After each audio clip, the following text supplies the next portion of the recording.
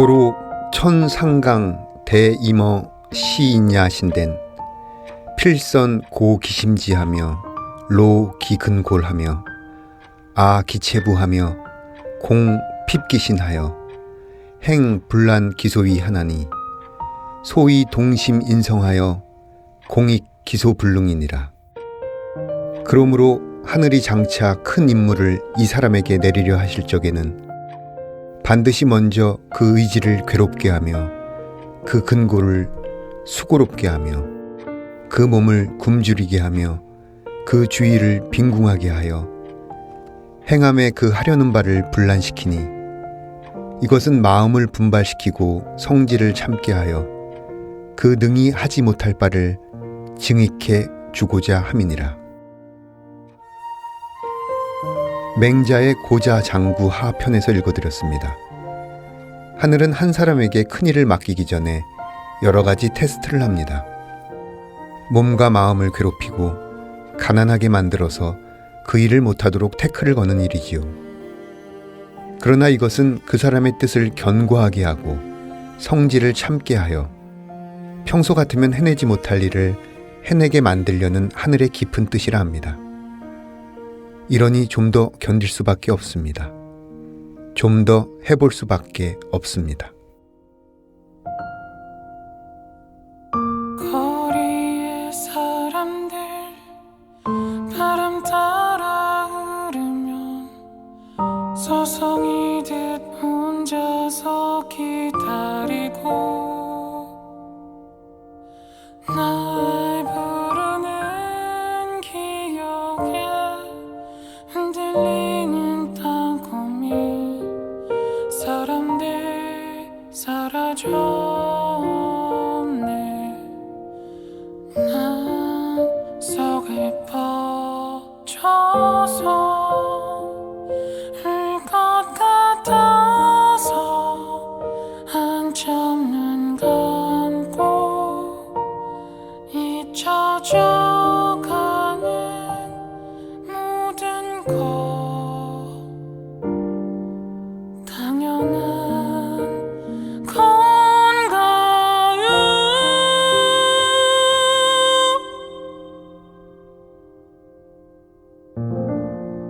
문학 라디오 헤이수의 문장의 소리. 안녕하세요. 저는 진행을 맡은 헤이수입니다. 오늘 문장의 소리 작가의 방에는 아주 특이한 시인 한 분을 모셨습니다. 송승환 시인님 지금 이 자리에 함께 계십니다. 어서 오십시오. 안녕하세요. 저는 이렇게 표현 드리고 싶네요. 있다의 반대말은 없다가 아닙니다. 있지 않은 듯이 있는 송승환이라고 합니다. 네, 반갑습니다. 저기 스튜디오 바깥에서 조혜진 작가가 얼굴 손에 파묻었습니다, 지금. 죄송합니다. 네. 송승환 시인님에 대해서 짧게 소개해드리면요. 2003년 문학동네에 시가 당선되셨고 2005년 현대문학에 평론이 당선되셨습니다. 시집으로 드라이 아이스, 클로로프롬이 있고요. 이번에 당신이 있다면 당신이 있기를 출간하셨습니다. 시집 나오고 어떻게 지내셨나요? 이제 시집 나와도 아무런 반응이 없다는 것을 잘 알고 있기 때문에 또 최근에 올해 시집 비평집이 다 한 권씩 나왔는데요. 네. 그런데 뭐 삶이 원래 변화되는 건 없다고 생각하고 있었기 때문에 별다른 거 없이 그냥 똑같이 강의하고 집에 와서 좀 자고 아들과 놀고 있습니다. 네.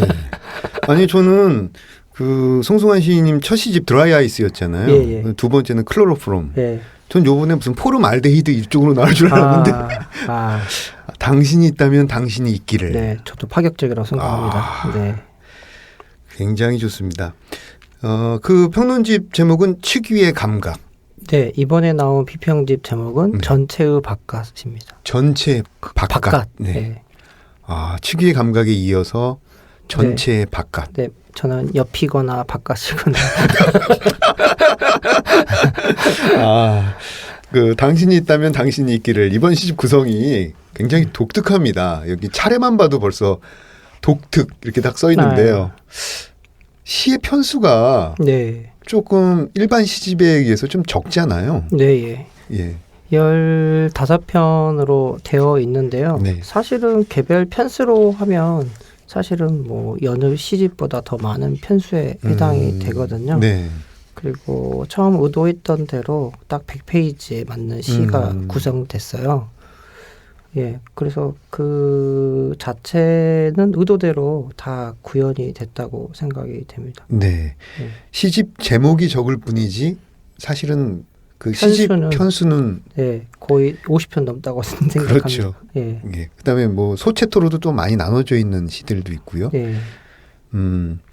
이 부가 이제 만약하고 어쩌면 하고 아마도 네. 이렇게 나눠져 있는데 보통은 이제 1부, 2부, 3부 뭐 네. 이런 식으로 돼 있는데 네. 굉장히 독특합니다. 네. 부를 이렇게 나누신 의도랄지. 이제 뭐 저에게는 뭐 한국에 50명 정도의 독자가 있다고 생각하는데요. 최근에 두 분의 독자가 안 계셔서 48명 정도라고 생각이 됩니다. 돌아가신 분이 계시군요. 네, 두 분. 네. 네. 1년 사이에. 네. 여튼 주목해 주신 분들이 좀 본다면 두 번째 시집 클로로포름이 형용사에 약간 집중된 시집이기도 하고 네. 또 그게 공간에 대한 또 행간에 대한 어떤 여백이라고 할까? 그 백지의 의미 없음 속에서 의미가 발생하는 지점에 대해서 약간 고민했었는데요. 네. 이제 이 세 번째 시집에서 그 자서에도 말씀드렸는데 네. 두 번째 시집 자서가 들린다였는데요. 네. 이제 세 번째 시집에서는 나는 잊는다라고 했는데요. 그 잊는다라고 하는 것은 사실 한국에 없는 시제죠. 그렇죠. 예. 그래서 그건 제가 현재형으로 새롭게 만들었는데요. 잊는다는 있다도 아니고 없다도 아닌 그 아까 앞서 제 소개에 말씀드렸듯이 있지 않은 것이 있다라고 하는 것처럼 그걸 좀 표현해 주고서 네. 현재형 그 어미에 해당되는 눈을 넣어봤는데요. 네. 그게 이제 어떻게 보면은 형용사가 아닌 상태로 있음 자체를 드러내고 싶었는데요. 그러다 보니 좀 생각해 보니까 부사라고 하는 거하고 네. 가정법에 대해서 생각을 해봤는데요. 우리가 질문을 하잖아요. 나는 있는가?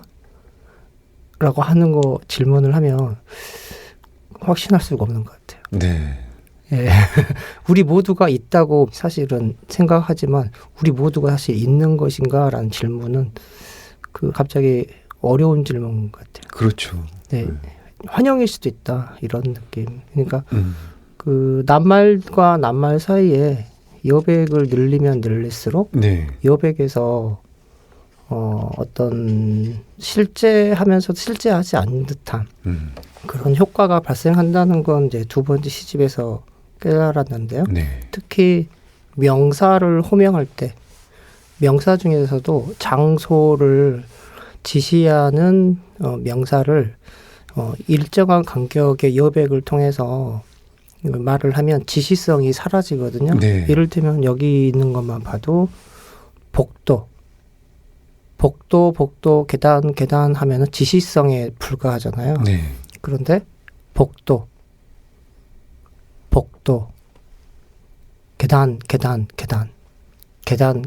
계단. 이 지시성을 넘어서는 지점에 해당되는 어떤 발자국이나 느낌이 나타나도록 네. 명사 사이에 여백을 두면 어떤 장소성이 생긴다는 걸 이제 제 스스로 깨달았는데 네. 독자들은 잘 모르는 것 같아요. 아니요. 지금 앞에서 설명해 주시는데 굉장히 좋습니다. 네. 왜냐하면 그 이번 시들을 보면서 단어와 여백의 배치라든지 또 얼만큼 여백이 띄어져 있는지 이런 걸 자세히 보게 되더라고요. 맨 처음에는 왜 이렇게 많이 띄었을까 이런 생각이 들었는데 페이지가 넘어갈수록 굉장히 집중하게 되고 그다음에 텍스트가 주는 공간감 어떤 이런 단어들의 느낌이 새로웠어요. 감사합니다. 네. 네. 그러니까 그리고 나는 죽는다가 한 행으로 끝나는 거하고 그리고 난 다음에 한 행을 나눠서 이 행이 됐을 때랑 네. 그리고 나는 하고 죽는다 사이에 이 행을 띄는 거 3행을 띄는 거 4행을 띄는 거 총 보통 시집 기준으로 12행까지 띄워봤었는데요. 그 여백에 따라서 언어가 주는 효과는 전혀 다른 효과라는 것을 이제 두 번째 시집 때는 알고 있었는데 이번 때는 약간 그걸 약간 공간의 여백까지 그 실험한 편은 아닌데 근데 연장선은 있는 것 같아요. 네. 그래서 이번 시집은 명사, 그 다음에 부사, 그 다음에 가정법 속에서 있음 자체를 어떻게 드러낼 것인가 하는 문제가 저에게는 고민이었던 것 같고요. 특히 부사 중에 있어서 가정법은 문학 자체 아닌가. 예, 그러니까 만약 뭔가 발생한다는 것에 대한 상상력이 문학이잖아요. 사실 실제 일어난 것을 그 드러내는 방식은 다큐이거나 그렇죠. 이런 방식인데 그것과 다르게 또 시라고 하는 것이 꼭 증언과 재현의 문제가 아니라 네. 그래서 재현에서 인상으로 증언에서 상상으로 네. 그런 걸 발생시키는 게 가정법의 문제 아닐까라는 생각을 해봤습니다. 저는 가정법에 대해서 이렇게 시적인 해석을 해주시는 분을 처음 만났어요. 제가 가정법 굉장히 좋아하거든요. 네. 왜냐면 제가 이제 등단할 때 그 랭귀지 스쿨에 있었는데 제가 네. 가정법을 공부하다 등단 소식을 들었어요. 아, 그러셨군요. 네, 그래서 가정법이란 말이 저한테 특별한 인식으로 저는 각인되어 있는데 네. 그 말씀해 주시니까 굉장히 네. 기분이 좋습니다. 고맙습니다. 예. 여기 욕조라는 시를 예. 지금 조금 낭송을 부탁드려도 괜찮을까요? 네, 이 부분만? 네, 알겠습니다. 네. 어떤 기나긴 푸른 불빛 속 저 먼 곳에서 얼굴 없이 흔들린다. 나는 맨발로 욕조 바닥을 딛는다. 욕조. 빨려 들어가는 물소리에 내맡겨진 욕조 속에 나는 가라앉는다. 묻이 멀어진다. 또 다른 묻이 다가온다. 섬과 섬을 휘감고 돌아나가는 푸르고 검은 바다. 바닥에 부딪힌다. 네, 이 욕조라는 시. 저는 이 시를 접하면서 어떤 송승환 시인님이 그리는 어떤 애잔한 슬픔, 그다음에 사실은 어떤 나지막한 읊조림 같은 게 느껴졌거든요. 그래서 이 욕조라는 시가 어떻게 쓰여진지 좀 얘기를 좀 듣고 싶습니다. 그 왜 욕조라는 소설 쓴 소설도 있죠. 예. 네, 그것도 읽어봤었고요. 근데 그것보다도 그 가까이 멀리 있는 지금까지 제가 써온 시들이 다 사물성을 가지고 있는데 그렇죠. 그중에서 이제 그동안에 너무 도시적인 것만 써왔는데 갑자기 이제 화장실에 샤워를 가는데 갑자기 앞에 욕조가 나타나는데 욕조 하니까 발음이 좀 묘하게 재밌었어요. 네. 그 학생들에게도 가르칠 때 의자를 칠판에 와서 써보라고 하거든요. 네. 어떻게 쓰세요, 헤이수 선생님? 의자요? 어떻게 쓰나요? 의? 예. 자. 틀렸습니다. 지금 허공에다 제가 글씨 썼는데 혼났어요. 예, 네. 이응을 쓰고 의자 쓰는데요. 네. 사실은 이응 안 써도 됩니다. 그렇죠. 안 써도 되긴 네, 근데 그 대부분 이응이 있다고 생각하거든요. 네, 욕조도 이응이 없습니다, 사실은. 그러면서 요와 오 사이에 사실은 요와 오는 모두 온순 모음인데요. 네. 그게 그 소리 자체가 좀 뒤에서 후음부터 울려 나오는 소리이고요. 네. 그 다음에 그게 이제 기역이 혀끝 소리 기역이잖아요. 네. 그 기역과 조 사이에 울림 소리, 딘 소리가 약간 되면서 그 소리가 묘하게 울려서 그게 어떤 물질감으로 다가오는 순간들이 있었어요. 그래서 욕조에 대해서 계속 생각을 하다가 욕조가 뭐지? 라는 질문 속에서 욕조 전시하는 네. 그 뭐 이렇게 전시장 있잖아요. 리빙홈 뭐 그런 데도 막 그 뭐죠? 청계천로 이런 데 가보고 소설도 읽어보고 그다음에 각국의 욕조는 뭐라고 발음을 하는지 그러면서 그래서 이제 한 번에 쓸 수 있는 시는 아니었고요. 그래서 챕터가 1, 2, 3, 4 이렇게 된 부분들이 좀 있습니다. 근데 전체적으로는 어떤 제일 음성적인 것, 그다음 질문하죠. 욕조는 고정된 의미가 아니라는 거죠. 어느 장소에 놓여 있느냐에 따라서 또 어떤 언어로 발음되느냐에 따라서 의미가 다 알면 알수록 불분명해지는 게 욕조. 그래서 욕조가 아니, 뭔지 모르겠어요. 아니 그래서 제가 이 시를 읽으려다가 예. 낭송을 부탁드린 거예요. 그 욕조라는 어감을 시인은 어떻게 발음할까 굉장히 그래서 궁금했어요. 예, 발음이 그래서 욕조이기도 하고 아. 역저이도 하고 뭐 여러 가지로 발음이 되겠죠. 근데 우연하게 욕조가 됐겠죠. 네. 저는 이 시도 주목할 만하다고 보는데요. 그 있다라는 네, 시의 한 구절을 보면 네, 내가 백화점 유리창에 진열되어 있을 때 누군가 나를 들어 유리창으로 내어 던질 때 예, 내 부서진 몸에 물을 담아 퍼 나를 때 내가 강물 위로 흘러가고 있을 때 내가 바다에 떠다니고 있을 때 내가 바다 속으로 가라앉고 있을 때 그 전에 주로 쓰셨던 시들의 느낌은 어떤 낯선 현장을 제시하고 그것들을 해체하는 느낌인데 예, 이 시를 보니까 사물을 그대로 받아들이는 게 아니라 다시 재해석하고 제시하는 느낌이 들고요. 예, 어떤 그 나라는 존재의 편재성이라고 할까요? 흩어져 존재하는 어떤 편재성. 다른 시에서도 언급하셨듯이 나는 흙이고 물이고 불이고 바람이듯이 예. 어떤 이런 불가적 세계라고 해야 되나요? 그런 느낌들을 전 강하게 받았어요. 그러니까 드라이아이스나 앞에 클로로포름에서 특히나 드라이아이스는 나가 없는 시를 썼는데 이제 관찰자 시선이 아니라 그 사물 자체가 되어 보면 어떨까. 네네. 그랬을 때 이제 내가 욕조가 된 상태. 예, 내가 욕조가 상태인데 위치에 따라서 장소에 따라 나를 부르는 이름들이 다 달라진다는 거. 네네.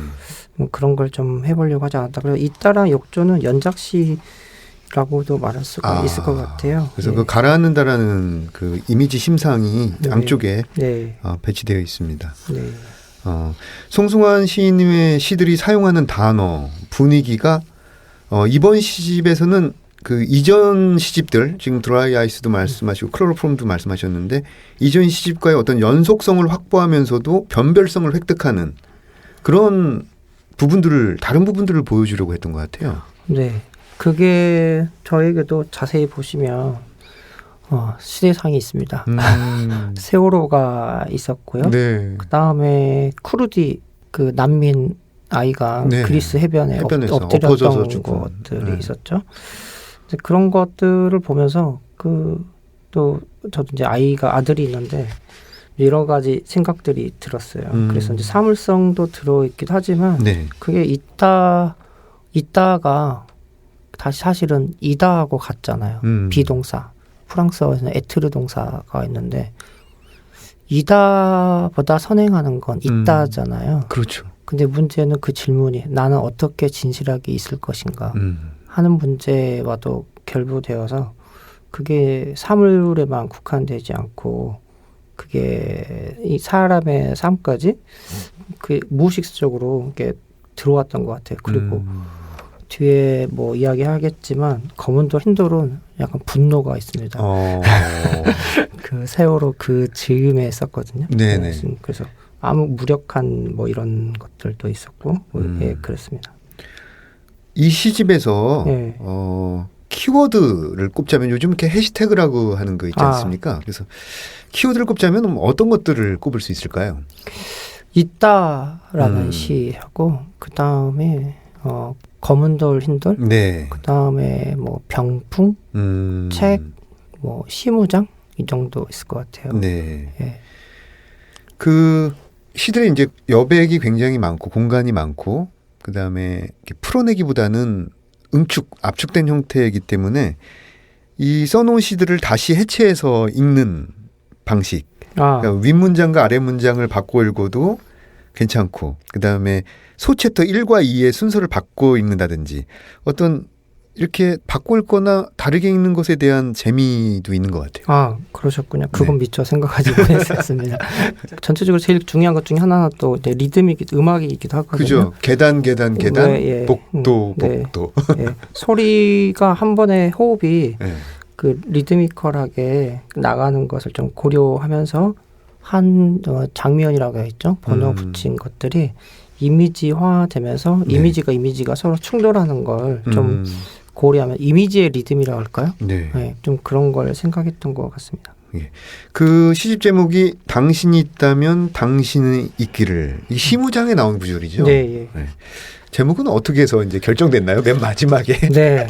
원래 제목은 정말 재미없고 예. 여전히 예. 더 재미없는 뭐 드라이애스나 클로로폼보다 더 재미없는 시집 제목이 이화장이 될 뻔했었어요. 이화장. 아주 이제 두 번째 시집 내고 나서 저기 성북구에 가서 이화장에도 가본 적 있고 예.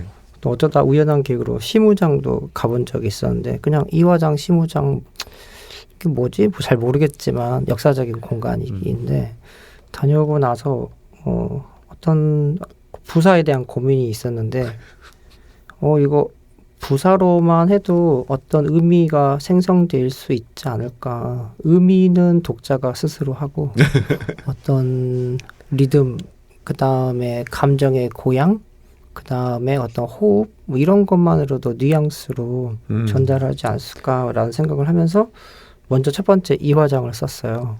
편집장 그리고 나서 이제 굉장히 난감하셨을 것 같아요. 네, 이화장 이야기 했다가 근데 투고하면서 네. 사실 이 시집은 3년 전에 완성된 온 거예요. 한 번도 거의 고친 건 하나도 없고요. 3년 전에 3년 동안 계속 기다린 건데 그러다가 이제 이거 이화장은 좀 심한 것 같다 주변에서 나도 그렇게 생각한다. 그래서 시무장하면서도 이것도 좀 난감한데 뭐 이러는 차에 중요한 건 이제 가정법이라고 생각을 했기 때문에 네.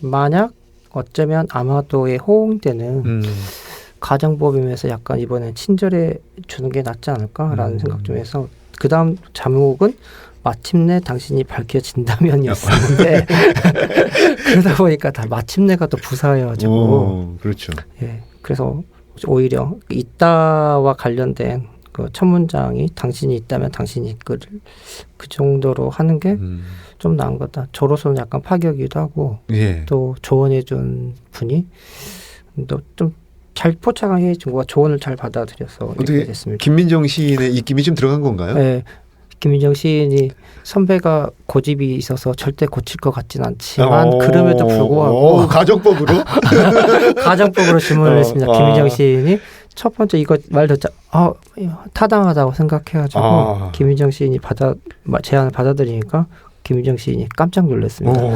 아니 선배가 이걸 받아들일 줄 몰랐어요. 근데 저기 이화장보다는 당신이 있다면 당신이 있기를 훨씬 좋아요. 네, 저도 요즘에 그렇게 생각하고 있습니다. 네, 잘하셨어요. 감사하게 생각하고 있습니다. 네. 검은돌 흰돌이라는 시 좀 전에도 언급을 하셨는데요. 잠깐 몇 구절을 보면요. 네, 꽃은 맞닿아 있는가 맞닿아 있는가 숨은 결은 열릴 것인가 목련 숨결의 멈춤과 그 넘어가 있다 목련. 이 시가 정갈하고 단정해 보이지만은 굉장히 단단하고 유기적으로 연결되어 있어서 단어 하나하나에 집중하게 하는 힘이 보입니다. 아유 감사합니다. 그렇게 읽어주셨어요. 네.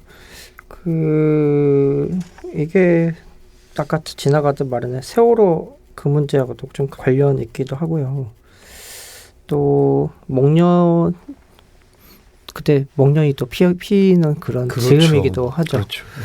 그런데 이제 그 목련이 피는 계절이 4, 5월이기도 하고 근데 또 여기서 그냥 지나가는 게 아니라 목련은 원래 어디서 왔지?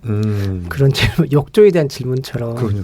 그래서 목련이란 이름이 이제 식물학자 프랑스 마뇨리 예, 자기 이름 따가지고 그렇죠. 학명을 마뇨리라고 했는데 예. 영어로는 매그놀리아. 그래서 그죠. 예. 거기에서 한국의 목련까지 오는 과정들, 변화해 가는 과정들 하고 그 소리의 울림하고 동시에 사라져가잖아요. 그 소리가 예. 의미의 변천과 소리의 변천 속에서 사라져가는 것들 속에서 소리 속에 숨이 있어가지고 결이 있어야 되는 것들인데 그것과 관련된 어떤 나타남과 사라짐 뭐 그걸 통해서 암시적으로 어떤 삶과 죽음 뭐 그런 걸 약간 암시하려고 했던 것 같아요. 네. 아까 말씀해주신 그 키워드에 있다. 네. 그다음 검은돌 흰돌. 네. 그다음 병풍도 말씀해주셨는데 네. 이 병풍의 마지막 부분 어머니가 없다. 부를 것인가. 어머니가 있다. 부를 것인가. 네. 이게 이 마지막 부분에 이 한 방의 감정을 무너뜨리는 부분들이 약간 왕빤치라고 해야 되나? 그러셨어요? 이게 저도 그게 저한테 있는지 몰랐습니다. 네. 푹 넘어갑니다. 이게 50명 중에 아마 50분은 넘어가셨을 거예요. 2명 된 것 같습니다. 52명이 된 것 같습니다. 네. 이제 좀 시를 쓰고 문학을 좀 그 글들을 써오면서 좀 생각하다 보니까 그 문제 같아요. 제 뭐 아들 이야기를 자꾸 해서 죄송한데. 괜찮습니다. 제가 장난을 많이 치니까 의심을 좀 하거든요. 네. 그래서 너는 아빠를 믿느냐 믿지 않느냐. 그러니까 2초 생각 후에 뭐라고 말했을까요? 믿고 있지 않기도 하지 않아요. 죄송합니다. 믿어본다. 저 그 말 듣고 이분법에 딱 믿는다 안 믿는다가 아니라 믿어본다는 말에 저는 걔가 알고 있는지는 모르겠지만 믿어본다는 말에 저는 쇼킹 먹었어요. 충격 먹었어요. 그냥 어떻게 보면은 저도 좀 이제 거의 사자 마지막에 딱 나이인데 살아오니까 사실은 사람을 믿어본다는 거 말고는 없는 것 같아요. 네. 그리고 최종적으로는 그냥 대책 없이 믿는다는 맹신이잖아요. 그 다음에 믿지 않는다는 건 세상에 대한 어떤 거부 같은 건데. 그렇죠. 상처가 있음에도 상처를 받을 것임에도 불구하고 고통이 있음에도 불구하고 믿어본다가 사실은 삶의 윤리이지 않나라는 생각이 드는데 문제는 이제 이 어머니는 사실은 꼭 실제하는 어머니만을 가리키는 건 아니거든요. 네. 어떤 이름이기도 하고 이름을 통해서 호명되는 어떤 실제가 사실 언어 자체가 저는 환상이라고 생각되거든요. 인간들이 만들어낸 환상이라고 생각하는데 그럼 없다고 해버리면 그렇다고 대책 없이 있다고도 말할 수 없는 있다와 없다라고만 판단 내릴 수 없는데 그럼에도 불구하고 불러야 되지 않을까? 그런 차원이 약간 있는 것 같아요. 불러본다. 네, 불러본다. 네, 불러본다. 그거 같아요. 믿어본다. 불러본다. 약간 지금은 점점 글을 쓸수록 점점 삶의 윤리로 가는 저는 그런 사람이 아닌데 윤리적인 부분에 대해서 세상에 대해서 그렇게 생각하게 되는 부분들이 좀 있는 것 같아요. 네. 이번 시집에서는 그 리듬도 중요하지만 그 리듬에 힘주지 않아도 어떤 낭송할 때 소리, 사운드의 잔잔한 울림이라든지 그다음에 그 명사와 명사 혹은 그 이미지들의 끝없는 잔상 이런 것들이 굉장히 시끄럽지 않다고 해야 되나요? 잔잔하게. 아유, 감사합니다. 다가왔습니다. 그래서 뭐 드라이 아이스나 클로로폼 때문에 그런지 몰라도 어떤 휘발될 듯 하면서도 새롭게 다가오는 의미. 어떤 게 휘발되면서 좀 시원하잖아요. 네. 새롭게 다가온 촉각 같은 게 있는데 그런 감정, 감상, 촉감 이런 것들이 좀 남더라고요. 네. 제가 좋아하는 시인 중에 작가 중에 에드가 앨런 포를 좋아하는데요. 네. 에드가 앨런 포가 이렇게 말했죠. 무엇보다도 음악적이어야 하며 무엇보다도 효과, 인상을 강조하는 것처럼 저도 좀 그런 걸 좀 고려하는 것 같아요. 네. 그래서 기존의 의미는 지워지고 새로운 의미가 생성되는 곳으로서의 백지에 어떤 인상을 남기는 그래서 재현보다는 암시 그리고 음악적인 이런 상상력을 불러일으키는 그런 게 좀 음악적이면 좋지 않을까 이런 걸 한번 생각해봤는데 성공했는지는 잘 모르겠어요. 오늘 와서 두 분에게는 성공했는 것 같네요. 두 분 독자를 두 분 해설을 김정환 시인님이 쓰셨잖아요. 네. 김정환 시인님이 별로 해설 잘 안 쓰시는 분 아니에요? 그랬어요? 잘 모르겠습니다. 근데 김정환 시인이 첫 문단에 이거 예상보다 불길하군 이러면서 시작했어요. 쓰기 곤란할 수 있고 대충 잘라서 인용하기가 어려운 시들이잖아요. 네. 그래서 힘들으셨을 것 같아요. 고생하셨을 것 같아요. 어떻게 개인적으로 김정환 선생님의 해설은 좀 만족하십니까? 네, 저는 만족합니다. 네. 네. 차기작이 궁금합니다. 앞으로의 계획도 알려주십시오.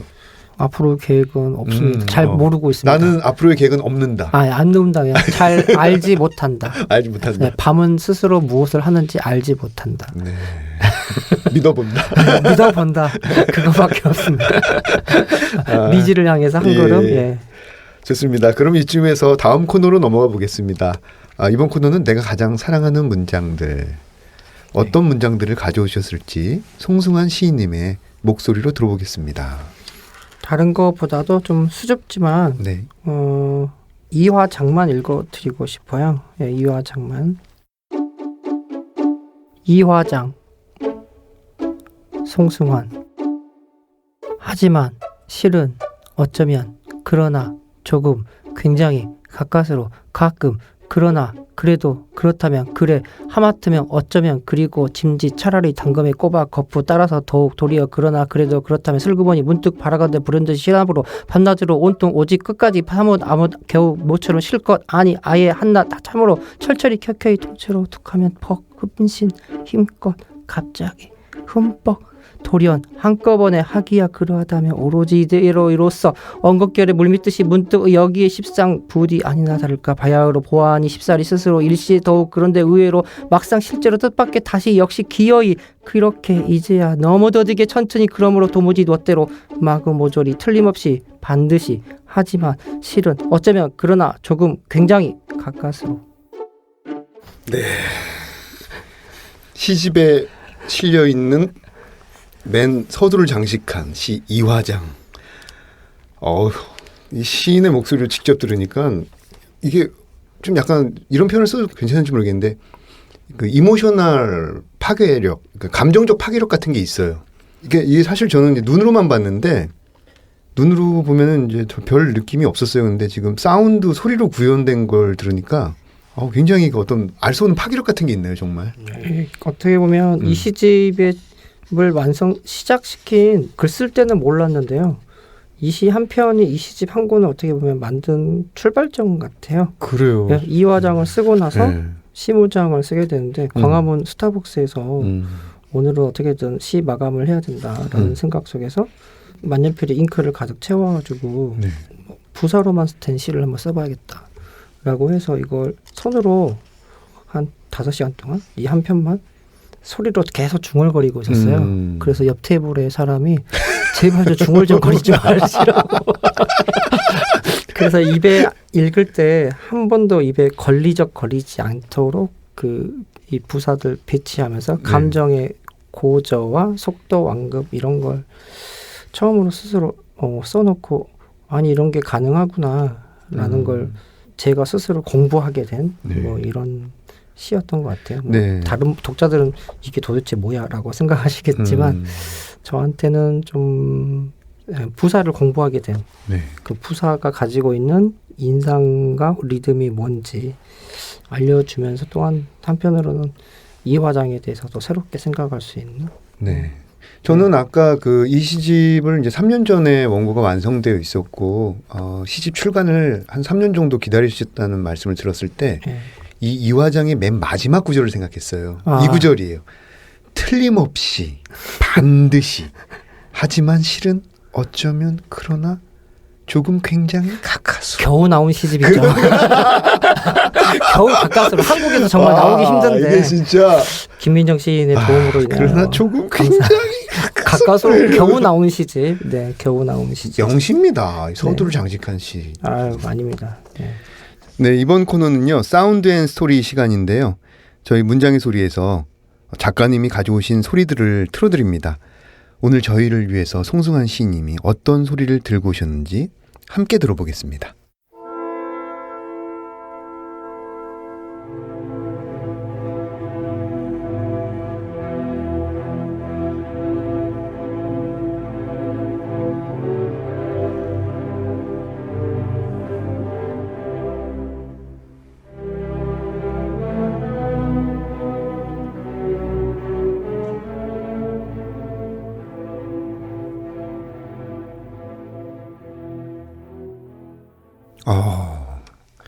굉장히 세련된 선율에 이렇게 천천히 밀고 들어오는 선율.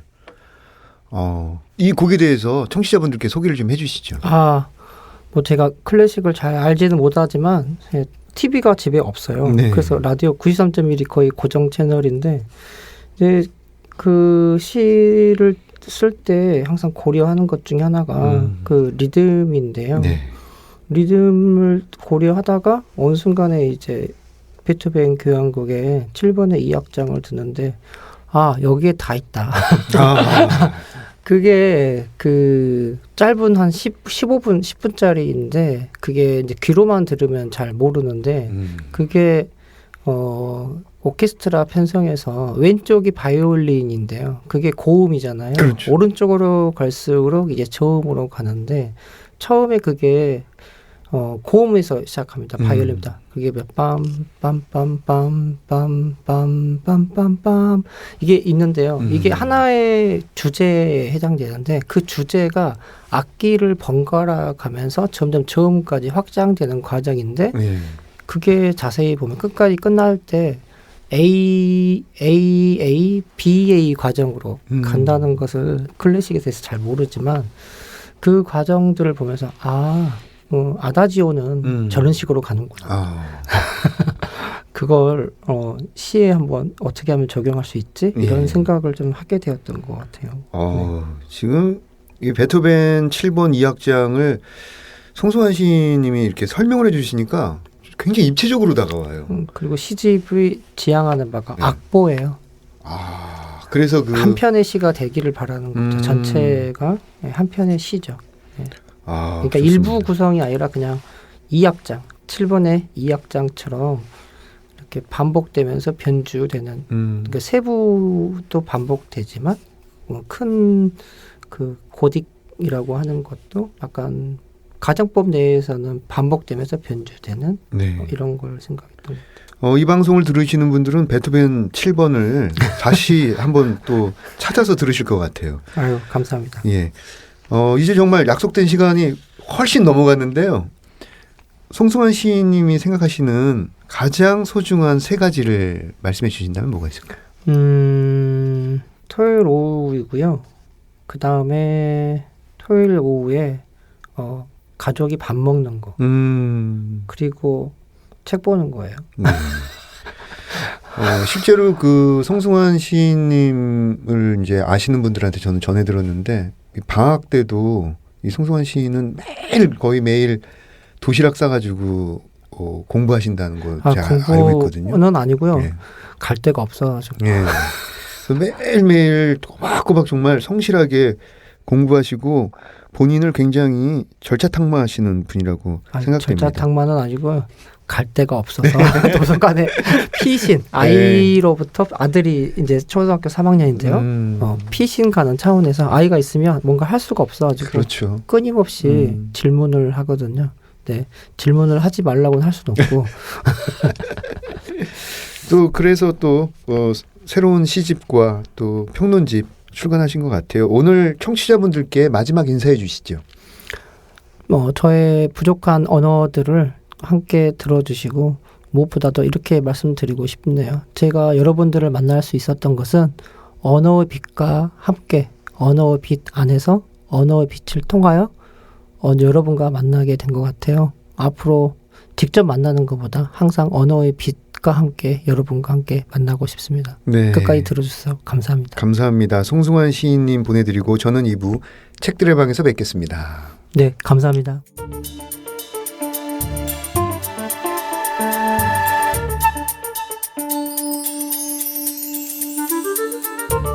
문장의 소리 2부 책들의 방 2부 콘에서는 책과 관련된 다양한 분들을 초청해서 다양한 이야기를 나눠보고 있습니다. 지난주에 이어서 결의말 큰사전 남북 공동 편찬 사업회 사무처에 근무하시는 이눈주님을 모셨습니다. 어서 오세요. 예, 안녕하세요. 네, 언제나 막내인 이눈주입니다. 네. 언제나 막내인 이눈주님. 한 주 동안 어떻게 지내셨어요? 네, 이제 통일부에서 이제 감사가 예정이 되어서 이번 주는 감사 준비하느라고 정신이 없었습니다. 감사 한번 나오면 또 정신이 없죠. 진짜 이 서류 작업도 많고 네. 고생 많이 하셨네요. 네. 지난주에 굉장히 저희가 결의말 큰사전 남북 공동 편찬 사업회에 대해서 재밌고 유익한 정보를 많이 얻어서 즐거웠습니다. 오늘은 가장 사랑하는 책에 대해서 한번 이야기를 나눠볼 텐데요. 읽어줄 책 가져오셨나요? 네. 제가 가장 사랑했던 책은 EBS 수능 특강인데요. EBS 수능 특강.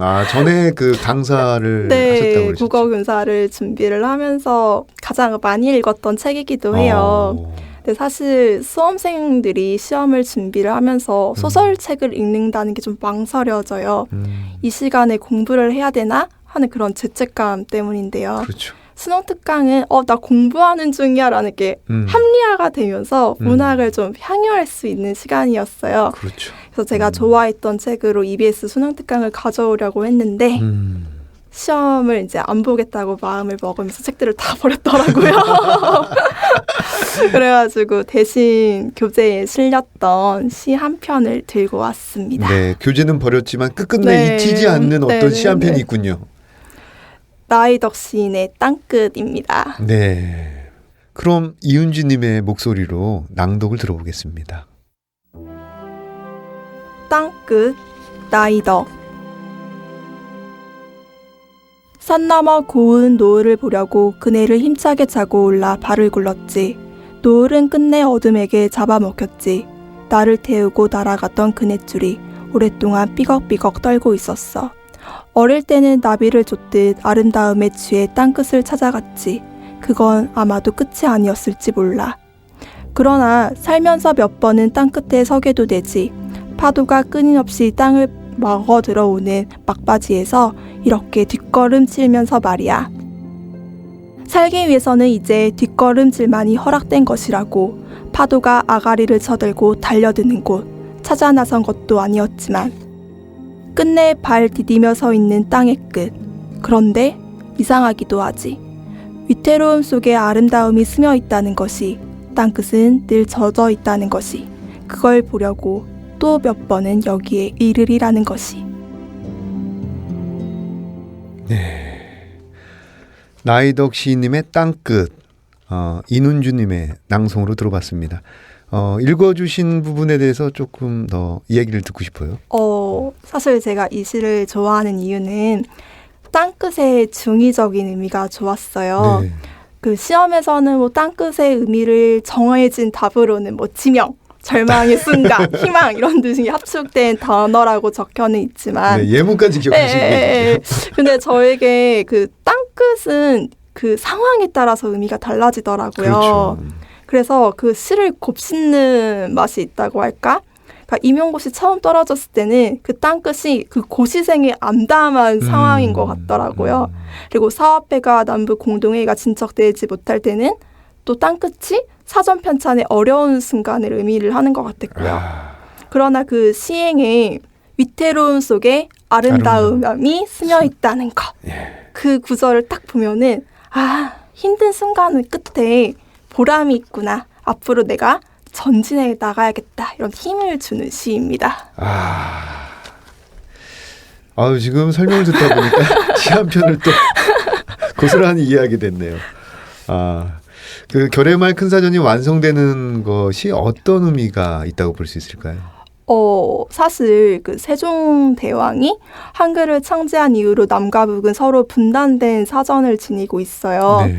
결의말 큰 사전은 분단 이후로 최초로 남북이 만나 통일 이후에 사용할 국어 사전이라는 큰 의미를 지니고 있습니다. 그러니까 베를린 장벽을 이렇게 쓰러뜨린 그 동독과 서독조차도 하나의 사전을 만들지는 못했다고 하는데요. 네. 아마 분단 국가에서 유일하게 만든 통합 사전이 될 것이라 생각이 듭니다.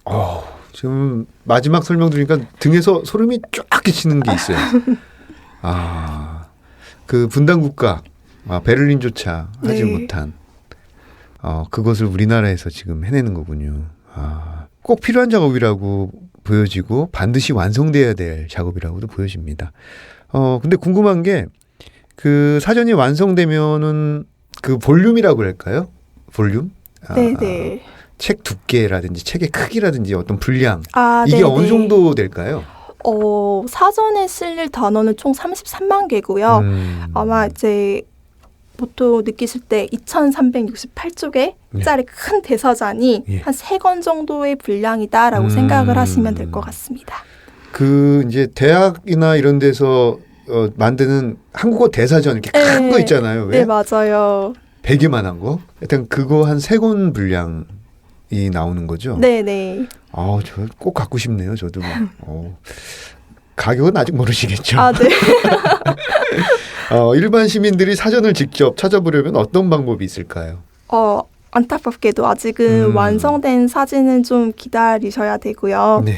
대신에 주변에서 쉽게 찾을 수 있는 스마트폰 웹을 통해서 남녘말, 북녘말을 검색을 하시면은 남북 생활 용어를 비교 검색을 해주고 또 남한말을 입력을 하면 북한말로 바꿔주고 느끼는 기능도 있고 좀 재미있는 퀴즈들도 있습니다. 그 외에도 한눈에 들어오는 남북 생활 용어 등 3권의 책이 발간이 되었는데요. 남과 북에 쓰이는 단어의 용법 차이부터 뭐 사파가 풍부하게 들어있으니 가까운 서점에서 한번 보실 수 있습니다. 구매를 해주시면 더 좋고요. 그런 여러 가지 또 책이 있군요. 아직 사전은 못 봤지만. 근데 저는 개인적으로 딕셔너리 홀릭이거든요. 전 사전을 굉장히 좋아해요. 네. 사전을 굉장히 좋아하고 사전을 또 많이 갖고 있고 뭐 국어 사전도 굉장히 여러 종류 갖고 있고 뭐 영어 사전은 굉장히 많이 가지고 있어요. 또.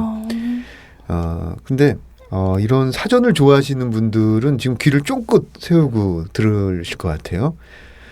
홈페이지를 좀 살펴봤는데 그 올림말의 선정 작업 요강, 그다음에 어휘 조사 작업 요강 이런 것들이 굉장히 구체적으로 나와 있더라고요. 네. 우선 올림말 선정 작업 요강을 이제 설명을 드리기 전에 올림말은 이제 지난 시간에도 말했듯이 국어 사전의 표제어라고 생각을 하시면 돼요. 네. 인터넷 사전에 익숙하시다면은 내 땡땡에서 이렇게 단어를 검색하는 그 단어를 올림말이라고 하는데요. 그렇죠. 그 종이에 올려지는 말. 네, 맞습니다. 예. 그 표현이고요. 그래서 2005년에 이제 평양에서 남북 약측이 모여가지고 표준국어 대사전 그리고 조선국어 대사전에 수록된 올림말에서 선별을 해서 23만 개의 어휘 그리고 남과 북에서 발굴하는 새와의 10만 개를 이제 사전에 수록할 올림말로 선정을 했습니다. 그래서 33만 개의 어휘라는 네. 단어라는 표현이 나오는군요. 네. 근데 이때 이제 많은 사람들이 사용하는 단어를 우선적으로 싣는 것을 원칙으로 했고요. 그리고 이념성이 드러난 단어는 좀 제외를 하도록 하고 있고요. 네.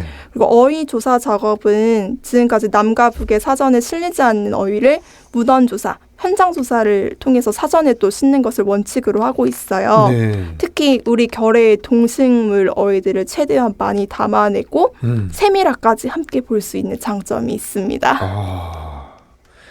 그 문헌 주소와 현장 조사를 통해서 또 어휘를 찾아서 올림말로 선정하는 그 세밀화를 저는 슬쩍 본 적이 있는데 아름답더라고요. 제가 그 세밀화가.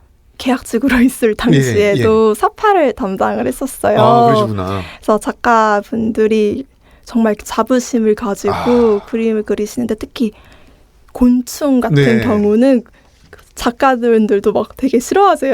너무 이렇게 세밀하게 다리에 있는 털까지 하나하나 세밀하게 그리다 보니까 나 곤충 무서워서 못 그리겠다고 선생님 잘 그리셔서 그려주셔야 돼요. 막 이러면서 작업을 했던 게 기억이 납니다. 네. 그 어떤 절지동물의 곤충이라든지 그다음에 꽃잎이라든지 솜털 이런 것도 굉장히 세밀하게 진짜 색깔도 굉장히 고왔던 걸로 기억해요. 맞아요. 결의말 사전을 만들고 또 일을 하시면서 즐거웠던 에피소드 있으실 것 같아요. 제가 KBS 보이는 라디오 평화를 말하다에서 그 골든맨 퀴즈를 풀어본 적이 있어요. 근데 그때 대학생이랑 탈북자랑 사업회에 있는 몇 분들도 갔는데 전원이 다 틀린 거예요. 그래서 너무 웃겼는데 한번 맞춰보실래요? 한번 내보십시오. 네. 도전! 네, 북에서는 정차를 서시라고 합니다.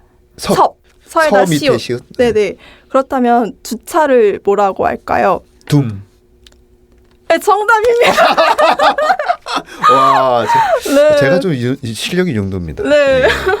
그 당시에는 아무도 못 맞춘 거예요. 그래서 탈북사 선생님이 주차장이 있기는 한데 자가용 자체가 잘 없다면서 막 너스레를 떠시는 거예요. 그러니까 그 상황 자체가 너무 재미있어서 기억이 나요. 그래서 또 혹시 또 차이가 나는 단어가 궁금하시다 싶으면은 한눈에 들어오는 남북 생활 용어와 남영말 북영말 스마트 웹을 한번 다운을 받아주시길 감사하겠습니다. 예, 한눈에 들어오는 남북 생활 용어. 네네네. 예. 그다음 앱은 어디서 다운받을 수 있어요? 안타깝게도 지금 아이폰은 안 되고요. 예. 안드로이폰에서 네. 남영말, 북영말을 검색을 해주시면 예. 설치를 할 수 있습니다. 아, 남영말, 북영말을 검색하시면 여러분 설치를 할 수 있습니다. 아, 이 화면에 그 힘들었던 에피소드들도 있을 것 같아요. 더 많을 것 같아요. 우선 방금 말씀했던 사파 그 선생님들이랑 얘기를 할 때 되게 힘들진 않고 재밌었고요. 네. 그리고 사파를 구축을 하기 위해서 필요한 정보를 수집하는 일이 좀 힘들었어요. 그때 군대 용어 중에 지어총이라는 말이 있어요. 네. 세워총과 같이 군사 용어로 제식 훈련에서 사용되는 용어인데 네. 해당 단어에 대한 정보를 찾아볼 수가 없는 거예요. 그래서 군 전역한 사람만 보면은 지어총이 뭔지 아세요? 지어총이 뭔지 아세요? 하고 물어보면서 다녔어요. 예, 예. 이게 남과 북 사전에 모두 실리기는 했지만 네. 구체적인 정보는 얻을 수가 없었는데요. 아마 이 회의가 제기가 되면은 남측만이 고민했던 문제를 북과 함께 나누어서 단어에 적합한 사전 사파를 구축할 수 있으리라 기대가 됩니다. 아, 그렇죠. 그런 세밀한 단어들을 하나하나 이해하고 또 사례를 만들고 이런 작업 속에 어려움이 굉장히 많을 것 같아요. 결의말 큰 사전에서 앞으로 어떤 것들을 계획하고 계시나요? 사업회는 이제 그동안 성과를 이제 국민들과 공유를 하기 위해서 노력을 하고 있는데요. 네, 지금도 그 사업 일환으로 오셨잖아요. 네, 맞습니다. 네, 대표적으로는 오는 12월에 네. 서울시 시민청내 홍보관을 말모이관과 회사리관을 열어가지고 네. 내년 3월까지 운영을 할 예정이에요. 네.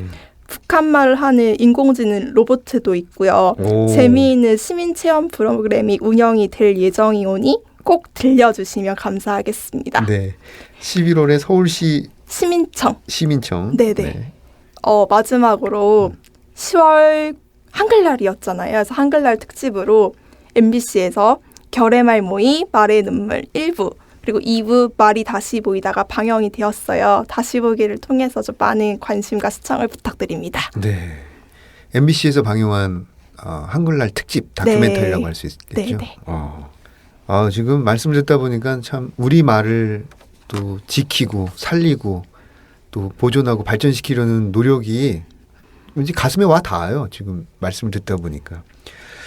이 두 회에 걸쳐서 문장의 소리 책들의 방 코너에 참여해 주셨는데 어떠셨어요? 우선은 진행자님이 사전을 많이 갖고 있다는 말을 듣는 순간 막 너무 친근해지고 좋아지고 막 네. 이러더라고요. 딕셔너리 홀릭이라고 합니다. 네, 그래서 좋은 사람과 제가 좋아하는 사업회 이야기를 나눌 수 있어 정말 즐거웠습니다. 네. 청취자 여러분들께 마지막으로 당부의 말씀과 함께 인사해 주시죠.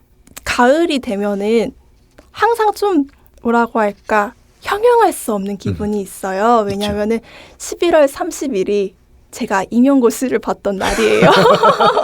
그리고 그 2주 전이 아마 초등학교 예비교사 선생님들이고 그 2주 전이 수험생들이 또 시험을 준비를 하고 있어요. 네. 그래서 전국에 있는 모든 수험생들이 건강하게 시험을 잘 봤으면 좋겠다는 전혀 상관없는 얘기를 하면서 네. 마무리를 짓고 싶습니다. 네. 결의말 큰 사전 남북 공동 편찬 사업회 사무처에 계시는 인은주님과 함께했습니다. 문장의 소리 이제 마칠 시간입니다. 여기까지 저는 헤이수였고요. 다음에 찾아뵙겠습니다. 감사합니다. 감사합니다.